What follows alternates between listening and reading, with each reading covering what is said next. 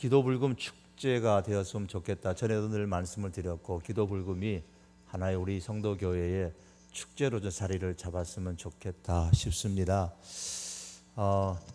그래서 제가 다음 주 금요일이죠. 다음 주 금요일에는 깜짝 선물을 하나 준비하려고 합니다.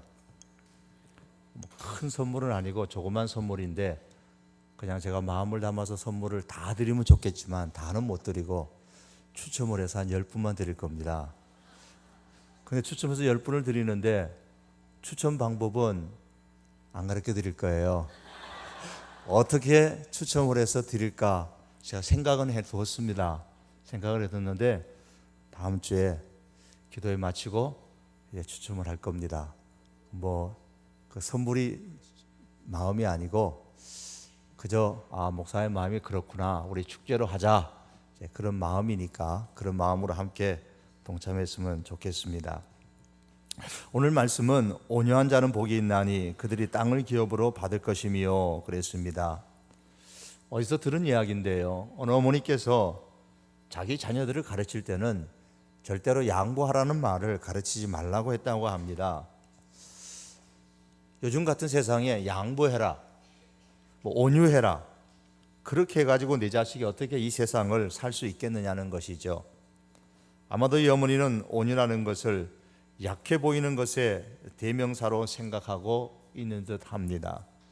사실 세상은 양순한 사람을 보면은 맹물 같은 사람이니 줏대가 없는 사람이니 혹은 물러 터진 사람이니 이런 말로 무시하기가 일쑤입니다.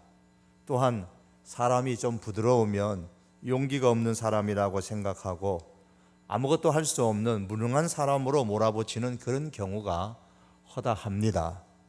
이런 오해로 인해서 소개드린 이 어머니처럼 자기뿐만 아니라 자기 자녀들은 양보하며 살아가는 것, 온순하게 살아가는 것에 대해서 매우 못마땅하게, 또 그렇게 가르치는 것에 대해서, 그렇게 배우는 것에 대해서 좀 언짢아하는 그런 부모들이 오늘 세상 속에는 많이 있지 않겠나 싶습니다. 그런데 예수님은 하나님을 믿는 사람은 온유해야 한다고 말씀하셨습니다. 온유한 사람이 행복한 사람이 되고 온유한 사람이 땅을 차지한다라고 오늘 본문에서 말씀하셨습니다. 예수님의 이 말씀을 듣는 제자들은 마음이 아마도 매우 불편했을 것입니다. 예수님의 이 말씀의 의미를 제대로 깨달은 사람이 그렇게 많지 않았을 것이라고 생각합니다. 왜냐하면 그들은 모두 유대인들이었고 지금 상황이 로마의 지배를 받으면서 살고 있었기 때문입니다. 예수님의 제자들 중에는 이전에 열혈당에 속한 사람들도 있었습니다. 요즘으로 말하면 독립운동가라고 할까요? 아니면 운동권에 속한 사람이라고 할까요? 단순히 자기 단체의 이익을 위해 데모하는 운동권이 아니고 로마로부터 독립하기 위해서 전쟁을 해서라도 이 로마에 대항을 해서라도 저항을 해서라도 독립을 해야 한다고 주장하는 사람들이었습니다. 그러니까 당연히 힘이 있어야 되죠. 온유하다는 말은 천부당 만부당하게 생각했을 것입니다. 힘을 길러서 로마를 뒤집어 엎어야 나라가 독립할 수도 있고 땅을 차지할 수 있다고 생각했을 것입니다. 그런 민족적인 분위기를 모르시는 예수님이 아니신데도 불구하고 제자들을 향하여 온유한 사람이 되라고 하셨습니다. 그래야 행복하고 그래야 땅을 차지한다고 하셨습니다. 심지어 예수님은 자신이 온유하다고 하시면서 자기에게 와서 온유를 배우라고도 하셨습니다. 나는 마음이 온유하고 겸손하니 나의 멍에를 메고 내게 배우라. 그러면 너희 마음이 쉼을 얻으리라고 하셨습니다. 예수님은 내게로 와서 기적 행하는 것을 배우라고 말씀하지 않으셨습니다. 소경이 눈을 뜨게 하고 귀머거리의 귀를 열게 하는 그런 능력을 배우라고 하지 않으셨습니다. 말씀을 잘 가르치는 어떤 교수법을 내게 와서 배우라고 말씀하지도 않으셨습니다. 온유하게 되는 것을 내게 와서 배우라고 하셨습니다. 그럼 예수님께서 말씀하시는 이 온유라는 것이 과연 어떤 것일까? 오늘 생각하고자 하는 주제입니다. 이 온유라는 단어의 어원적 의미는 아마 여러분 많이 들어보셨을 겁니다. 미국인들은 서부 개척 시대에 들판에서 야생마를 붙잡아 말을 그렇게 사용을 했었죠. 처음에 붙잡은 그 야생마는 힘이 흘러 넘쳐서 아무도 올라탈 수 없는 말로서의 그 사람이 부리는 말로서의 기능을 제대로 수행할 수 없는 정도, 없을 정도로 날뛰는 말이었습니다. 이 상태로는 아무 쓸모가 없는 말입니다. 이때 필요한 사람이 조련사입니다. 전문가에게 길들여진 이 말은 서서히 이제 사람의 말을 듣기 시작합니다. 주인이 원하는 대로 자기의 힘을 사용할 준비가 되어 있는 상태, 이것을 헬라어로 프로이테스라 그러면서 성경에서는 온유라 그렇게 번역을 하고 있습니다. 예수님을 믿기 이전에는 내 멋대로 살기에 바빴습니다. 하나님께서 주신 재능과 힘으로 내 욕심을 채우는데 급급합니다. 그러나 예수님을 믿고 말씀과 성령의 조련을 받으면은 예전의 그런 생활, 예전의 성격, 예전의 가치관이 이제 서서히 변하기 시작합니다. 주인 되시는 하나님께서 쓸 수 있도록 준비되어져 있는 상태가 됩니다. 그것이 바로 온유입니다. 주인 되시는 하나님께서 쓸 수 있도록 준비되어 있는 사람이 될 때에 온유한 사람이라고 말합니다. 내 재능과 내 시간과 내 소유와 내 생명까지도 나의 주인 되시는 하나님의 뜻에 따라서 사용하는 사람이 바로 온유한 사람입니다. 예수님의 삶이 그러하셨습니다. 공생의 삶을 다 마치셨을 때에 예수님께서는 이렇게 기도하셨죠. 아버지께서 내게 하라고 주신 일을 내가 이루어 아버지를 이 세상에서 영화롭게 하였습니다. 하나님께서 내게 하라고 하신 대로 제가 살았습니다 라는 고백입니다. 또한 십자가를 앞에 두고서 기도하실 때도 아버지께서 주신 잔을 내가 어떻게 마시지 않겠느냐, 아버지가 주신 잔인데, 그래서 그 잔, 십자가의 잔을 기꺼이 다 마시셨습니다. 예수님의 공생애는 철저하게 하나님의 뜻에 사용되는 삶이었습니다. 이것이 바로 우리가 예수님으로부터 배워야 될 온유인 것입니다. 그런데 우리가 주인 되시는 하나님의 뜻에 따라서 사용되기를 원할 때에 두 가지의 모습으로 온유함이 드러나야 됩니다. 여기에 온유의 양면성이 있습니다. 융이라는 심리학자는 남성 안에는 여성성이 있고 여성 안에는 남성성이 있다 그랬습니다.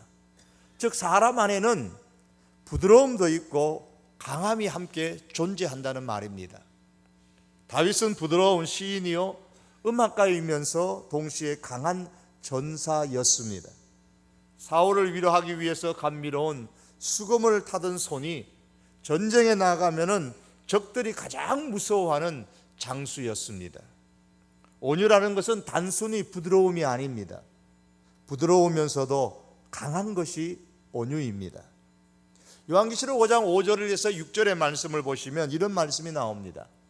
하나님께서 보좌에 앉아 계시는데 요한이 보니까 하나님의 오른손에 7 인으로 봉해져 있는 책이 한 권 들려 있습니다. 그때 천사가 말합니다. 누가 이 책을 펴서 인을 떼기에 합당하겠느냐. 그런데 아무도 그 책의 인을 떼고 펼 사람이 없습니다. 너무 안타까워서 요한이 우는데 그때 장로 중에 하나가 이렇게 요한에게 말합니다. 장로 중에 하나가 내게 말하되 울지 말라. 유다 지파의 사자 다윗의 뿌리가 이기었으니 이 책과 그 7인을 떼시리라 하더라. 내가 또 보니 보좌와 내 생물과 장로들 사이에 어린 양이 섰는데 일찍 죽임을 당한 것 같더라 라는 말씀이 계시록 5장에 기록됩니다. 이 말씀에 보면 예수님을 상징하는 두 짐승이 나옵니다. 하나는 유다 지파의 사자라고 또 하나는 어린 양이라고 예수님을 비유했습니다. 사자와 어린 양의 이미지는 천지 차이죠. 사자와 어린 양은 어울리지 않습니다. 그러나 예수님의 모습에 어린 양의 모습이 있고 사자의 모습이 있습니다. 그러므로 오늘날 우리가 온유하기를 원한다면 먼저 하나님의 뜻에 따름에 있어서 어린 양같이 부드러워야 합니다. 예수님께서 어린 양처럼 온유하셨습니다. 자기를 십자가에 못 박는다고 불평하거나 분노하지 않으셨습니다. 이사야 말씀에 의하면 마치 도수장으로 끌려가는 어린 양과 털 깎는 자 앞에서 잠잠한 양같이 그 입을 열지 아니하였다고 예수님의 온유함을 그렇게 표현했습니다. 자신에게 죄가 없음에도 불구하고 죄를 뒤집어 씌우는 그들을 향해서 주님은 입을 닫으셨고 원망하지 않으셨습니다. 예수님께서 온유하셨기 때문에 우리의 죄를 지고 우리의 슬픔을 모두 당하셨습니다. 이것이 어린 양으로서 예수님께서 보여주신 온유의 모습입니다. 온도계와 온도조절계가 있죠. 단어는 비슷합니다만은 그 용도는 전혀 다릅니다. 온도계는 어떤 용도죠? 그 집안의 온도를 가리킵니다. 온도계의 눈금이 25도를 가리키면 그 집안의 온도는 25도입니다. 온도계의 눈금이 22도를 가리키면 그 집안의 온도는 22도입니다. 절대로 온도계의 특징은 온도계의 눈금이 먼저 올라간 다음에 온도가 올라가는 법은 없습니다. 집안의 온도가 올라간 다음에 온도계의 눈금이 따라서 올라갑니다. 집안의 온도가 내려가면 그 온도계의 눈금도 따라서 내려갑니다. 그것이 온도계의 특징입니다. 온도계와 같은 사람이 있습니다. 주변의 감정과 주변의 상황에 온도가 올라가면 자기의 감정과 상태도 함께 올라가는 사람입니다. 주변에서 막 우락부락하고 그냥 화가 막 나면 자기도 덩달아서 감정이 흥분되어져 가지고 막 올라갑니다. 이런 사람은 자주 화를 내고 남을 비방합니다. 주변의 감정과 상황의 온도가 내려가면 어떻습니까? 자신도 함께 이제 서서히 화냈던 것이 이제 좀 가라앉습니다. 이 가라앉던 또 상황이 점점 온도가 떨어지게 되면 심지어 이제 낙심하게 됩니다. 온도계 같은 사람은 화를 내면서도 자신을 정당화합니다. 왜 화를 내느냐 물어보면 화를 나게 하니까 화를 낸다고 말합니다. 온도계 같은 사람은 낙심하면서도 자신을 정당화합니다. 왜 낙심하느냐 물으면 상황이 낙심하게 되어 있지 않느냐고 말합니다. 그래서 온도계와 같은 사람은 주변 환경에 의해서 늘 영향을 받게 되는 것입니다. 반면에 온도 조절계가 있습니다. 집안의 온도가 내려가서 추위를 느끼면 온도 조절계 눈금을 원하는 온도만큼 한번 올려놓아 보십시오. 그러면 집안의 온도가 올라갑니다. 집안의 온도가 30도에서 너무 더우면 온도 조절계의 눈금을 한 22도로 내려놓습니다.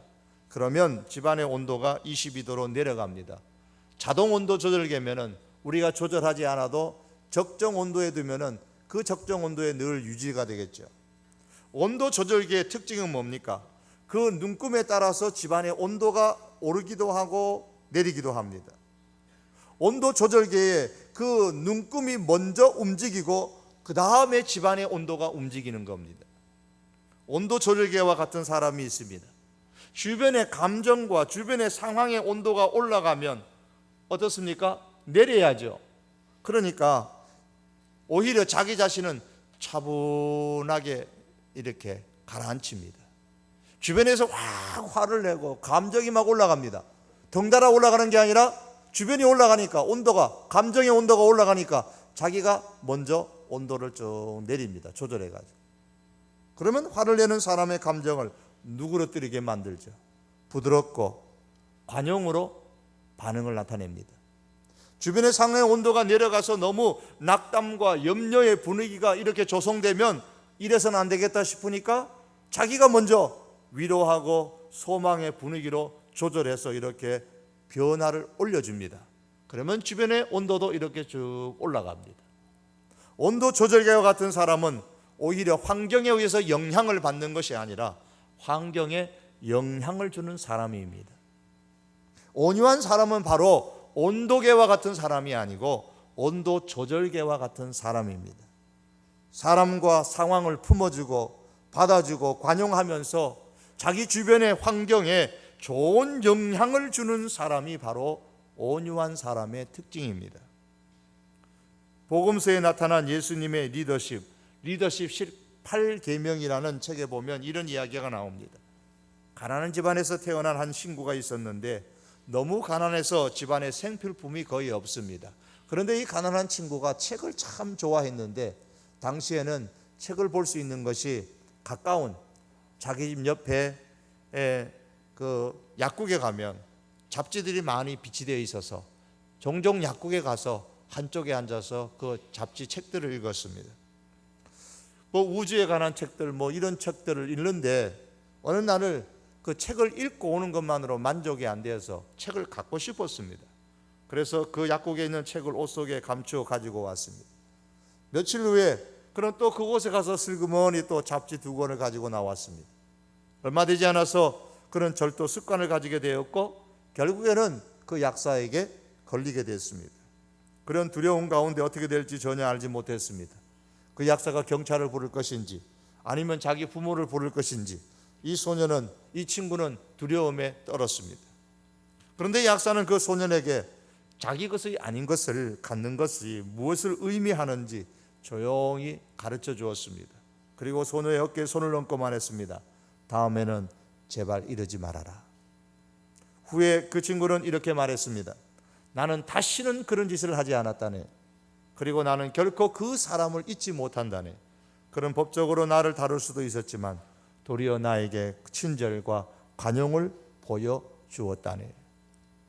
예수님께서 죄를 지은 한 여인에게 이렇게 말씀하셨습니다. 주변의 사람들이 다 정죄해야 된다고 했을 때에 나도 너를 정죄하지 아니하노니 가서 다시는 죄를 범하지 말라. 이것이 예수님의 온유함이요 우리가 배워야 할 온유입니다. 사랑하는 성도 여러분, 온유한 사람은 하나님께서 내 삶 속에 행동하신다는 역사하신다는 사실을 확실히 믿습니다.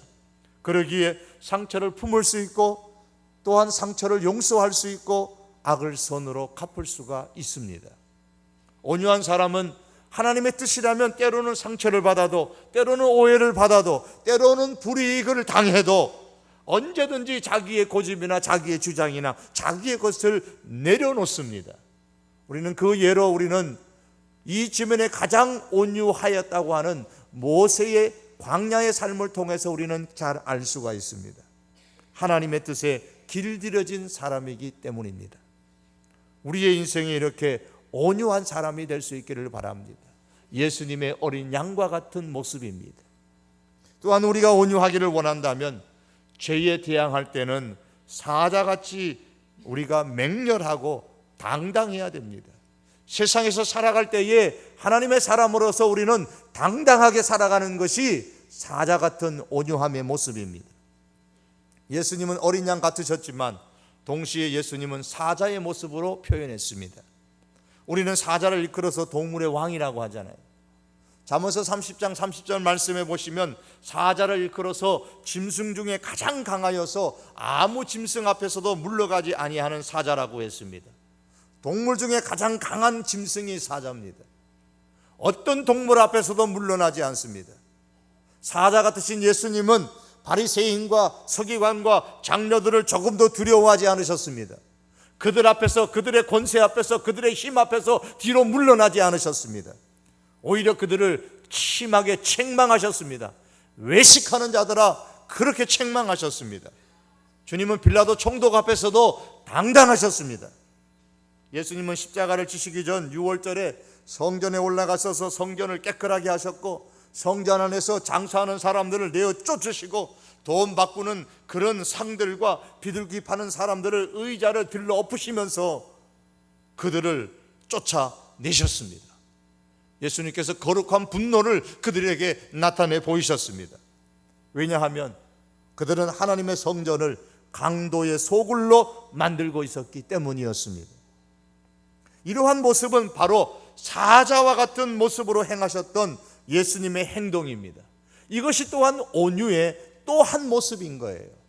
우리는 세상의 죄 앞에서, 우리는 세상 앞에서 물러나지 아니하고 당당하게 오히려 그것을 물리칠 수 있어야 됩니다. 온유한 사람은 맹물 같은 사람이 아닙니다. 줏대가 없는 사람도 아닙니다. 물러 터진 인간도 아닙니다. 용기가 없는 사람이 아닙니다. 그래서 무능한 사람도 아닙니다. 온유한 사람은 하나님의 역사를 믿고 하나님의 살아계심을 믿고 사자같이 우리가 살아가는 세상 속에서 당당하게 살아가는 사람입니다. 세상이 무서워서 뒤로 물러가는 사람이 결코 아닙니다. 우리가 예수님처럼 당당하게 세상을 살 수 있기를 바랍니다. 비록 악인이 득세하고 성공하는 그런 세상일지라도 의인보다 악인이 때로는 더 번창하고 오히려 겉모술수를 악하게 보이면서 살아가는 사람들이 더 흥하게 보이는 그런 세상일지라도, 그래서 하나님의 사람들이 더 고통을 겪는 것 같은 그런 세상일지라도 성경은 우리에게 시편 37편에서 이렇게 말씀합니다. 악을 행하는 자들 때문에 불평하여 하지 말며 불의를 행하는 자들을 시기하지 말지어다. 불의를 행함으로 통해서 많은 재물을 모으고 승승장구하고 승진하고 그것을 보면서 시기하지 말라는 겁니다. 악한 꾀를 이루는 자 때문에 불평하지 말지어다. 분을 거치고 노를 버리며 불평하여 말라. 오히려 악을 만들 뿐이라고 했습니다. 세상이 그러할지라도 하나님을 기대하는 사람은 그들을 본받아서 따라가거나 그 악한 행동으로 말미암아서 먼저 출세하고 먼저 성공하고 먼저 승진하는 그것을 보면서 시기하거나 불평하지 말라고 했습니다. 그런 사람이 우리 눈앞에 보일지라도 나는 하나님을 믿는 사람으로서 당당하게 세상을 살아가야 한다는 말씀입니다. 악인이 득세하는 세상 가운데서 악인의 행동을 인하여 불평하지 않고 시기하지 않고 분노를 그치고 분노를 버리는 대신에 그 상황 가운데서 하나님을 기대합니다. 하나님을 바라고 하나님의 말씀을 붙잡습니다. 바로 이 모습이 사자 같으신 예수님처럼 당당하게 세상을 살아가는 온유한 사람의 모습입니다. 이런 사자 같은 온유함의 소유자들이 될 수 있기를 원합니다. 오늘 본문은 온유한 사람은 땅을 차지한다고 했습니다. 행복하다고 하셨습니다. 예수님께서 여기서 말씀하는 땅이 뭘 의미할까요? 한 구약학자의 조사에 의하면 구약 성경 가운데서 땅이라는 단어가 약 한 22,500번 정도 나온다고 합니다. 구약에서 네 번째로 많이 나오는 단어입니다. 언약이라는 말보다 더 많이 나옵니다. 이만큼 땅이라는 단어가 중요합니다.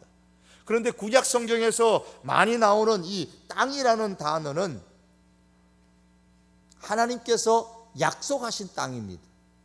선물로 주신 땅입니다. 축복으로 주신 땅입니다. 신약으로 넘어오면 땅은 단순히 영토로서의 땅의 개념, 물질로서의 땅의 개념보다는 예수 그리스도 안에서 누리는 신령한 복을 의미합니다. 구약의 땅은 약속의 땅이요, 선물의 땅이요, 축복의 땅입니다. 구약 백성들이 가나안 땅에 거하는 것이 약속이요, 선물이요, 축복이었던 것처럼 신약의 백성들에게는 그리스도 안에 있는 것이 바로 약속이요, 선물이요, 축복입니다. 다시 말하면 행복하여라. 누가? 온유한 사람이. 온유한 사람이 왜 행복한 사람이냐? 예수 그리스도 안에서 주시는 그 신령한 복을 차지하는 사람이기 때문에 온유한 사람이 행복한 사람이라고 예수님이 말씀하시는 겁니다. 그러므로 주님의 사람은 온유한 사람의 삶의 양식, 온유의 삶의 모습을 보여야 한다고 했습니다. 구약의 성도들이 가나안 땅에서 풍성함을 누렸던 것처럼 신약의 성도는 온유함으로 통해서 예수 그리스도 안에서 풍성함을 누리게 됩니다. 예수 그리스도께서 말씀하시기를 내가 온 것은 양으로 생명을 얻게 하고 더 풍성히 얻게 하려는 것이라고 하셨습니다. 우리가 참으로 주님처럼 사자같이 어린 양같이 온유함의 사람이 되어졌을 때에 땅을 차지하는 예수 그리스도 안에서 약속하신 풍성한 삶을 우리는 이 땅에서도 누리게 되는 것입니다. 예수 그리스도 안에 거함으로 말미암아 더 이상 정죄함을 받지 아니합니다. 예수 그리스도 안에 거함으로 죄의 용서함과 죄를 이길 수 있는 힘을 얻습니다. 예수 그리스도 안에 거함으로 성령의 도움을 받고 성령의 인도를 받습니다. 예수 그리스도 안에 거함으로 언제나 하나님을 아버지라고 부를 수가 있습니다. 내가 낙심되고 힘들고 어려울 때마다 우리는 하나님을 바라볼 수 있고 하나님을 기대할 수 있고 하나님이 우리의 삶 가운데 역사하심을 우리는 앙망할 수가 있습니다. 왜? 하나님을 아버지라고 부르기 때문입니다. 예수 그리스도 안에 거함으로 천국의 상속자가 됩니다. 예수 그리스도 안에 거함으로 예수님과 같은 아주 영광스러운 몸으로, 신령한 몸으로 변화됩니다. 예수 그리스도 안에 거함으로 우리는 기도할 때마다 기도의 응답을 얻습니다.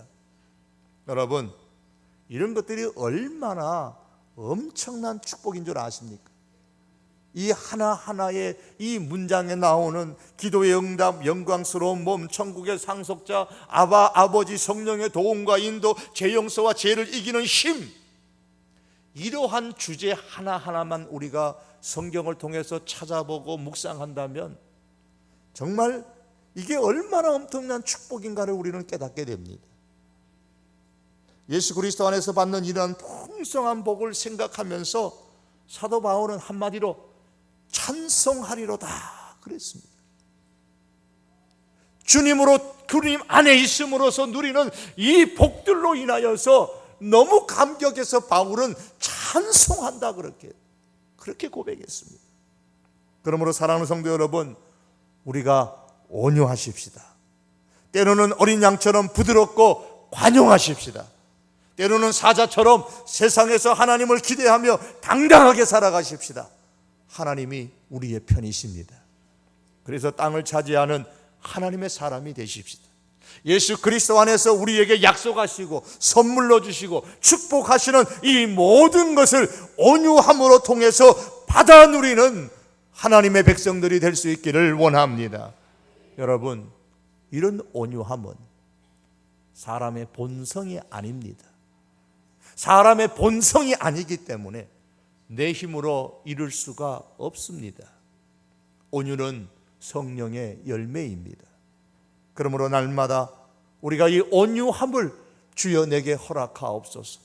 이를 위해서 우리가 성령을 의지하고 성령께서 나를 다스려 주시기를 간구하시는, 그래서 온유의 사람으로 점점점 변화되어 감으로 통해서 오늘 성경이 말씀하는 땅을 차지하는 예수 그리스도 안에서 누리는 풍성한 삶을 차지하는 우리 하나님의 백성들이 될 수 있기를 주님의 이름으로 축복합니다.